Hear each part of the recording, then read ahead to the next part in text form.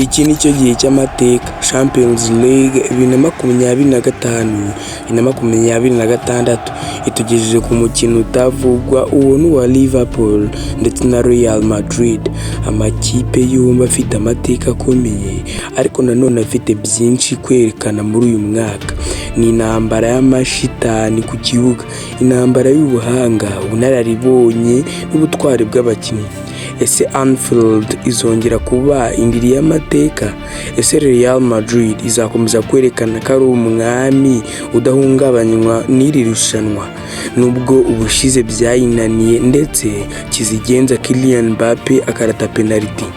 Gusa reka ibyo tubyihorere, dore ubusesenguzi buhambaye. Niba ari ubwa mbere wisanze kuri ubu bwami bw'ibyegeranyo mu Rwanda, banza ukore subscribe kugira ngo uzajye ubana natwe mu biganiro byiza nk'ibi. Amazina yanjye nitwa Fitinema Yves.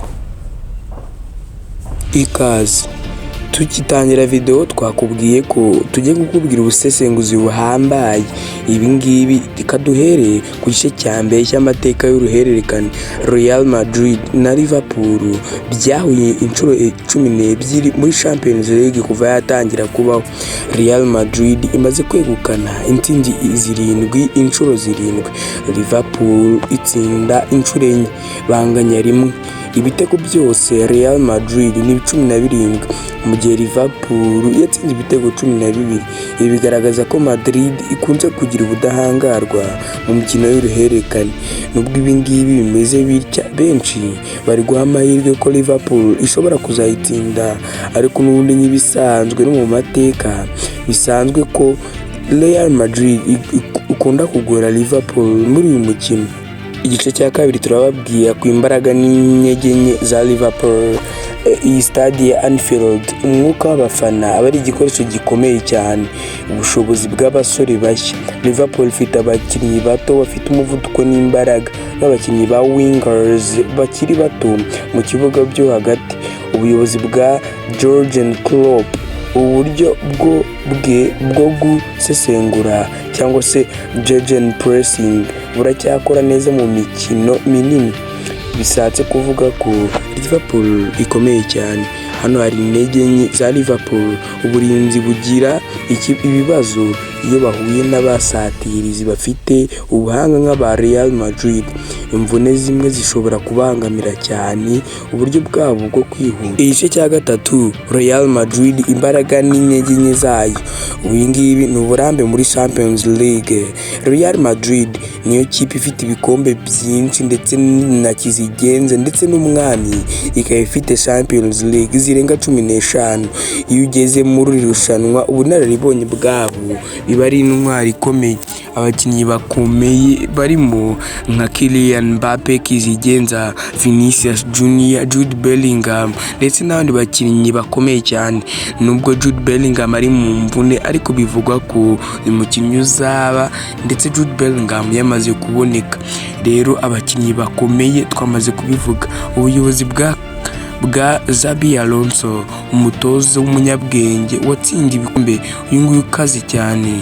Uyu nguyu rwose akaba yitezwe kuzazamura Real Madrid, uretse ko ajeje ubundi, ariko yitezwe ko afite uburyo budasanzwe ndetse akomeze gutungura abantu benshi mu buryo abigenza.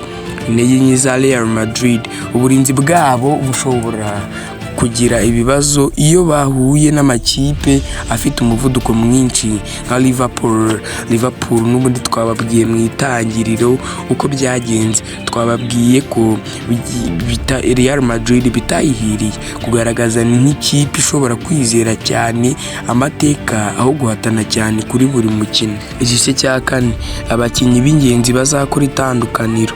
Liverpool bafite abakinnyi badasanzwe nka Salah, umunya-Egypt ndetse n'umunyafurika ufite ubunararibonye buhambaye, Darwin Nunez, ubusongarere ndetse n'umusore ukomeye cyane, ndetse n'umusore bita Alexis McAllister, ubuhanga mu kibuga hagati. Real Madrid ifite abakinnyi bakomeye cyane ndetse bakomeje guhindurwa n'umutoza mushya Xabi Alonso. Kylian Mbappe ufite umuvuduko n'ubuhanga budasanzwe, Jude Bellingham, midfielder ugereranywa na nyiri gatanu kizigenza Zinedine Zidane ndetse na Vinicius Junior umuhanga mu kwinjira mu burinzi cyangwa se dribbling. Igice cya gatanu icy'abasesenguzi bavuga. Abenshi bavuga ko Real Madrid ifite ubunararibonye n'ubushobozi bw'abakinnyi bakomeye, ariko Liverpool ikinira iwayo kuri Anfield kandi amateka yerekana ko nta kipe nyinshi zibasha kurokoka iyo umwuka w'abafana wakomeye. Bishatse kuvuga ko abafana baba bafite uruhare runini nk'iyi match ikomeye yiba yinjiye mu gusesengura mu by'ubuhanga ndetse n'ibyo bita predictions. Niba umukinnyi ukiniwe kuri Anfield, Liverpool ishobora gutsinda 2-1 cyangwa se kunganya 1-1. Niba ukiniye Madrid, Real ishobora gutsinda 2-0 cyangwa se 3-1. Ibi ngibi ni ibyasesenguwe n'abasesenguzi bahambaye muri iyi si, ariko ku rwego rw'uruhererekane Real Madrid iracyafite amahirwe menshi kurusha Liverpool, nubwo Liverpool ikomeye cyane ndetse ikaba yaragaragaje mu gutsinda. Ibi ngubu bikaba byaratangajwe bitewe n'ubunararibonye, ubushobozi bw'abakinnyi bafite ndetse n'ibindi bitangaje. Ese wowe urakeka uyu mukinnyi w'igitangaza ari iyihe kipe izegukana intsinzi?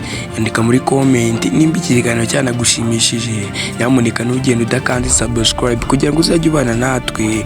Liverpool na Real Madrid si umukino gusa, ni uruhererekane rw'amateka, amarangamutima n'icyubahiro. Ese Anfield izongera gucisha urusaku rw'intsinzi cyangwa Real Madrid ikomeza inyandiko yayo nk'umwami wa Champions League?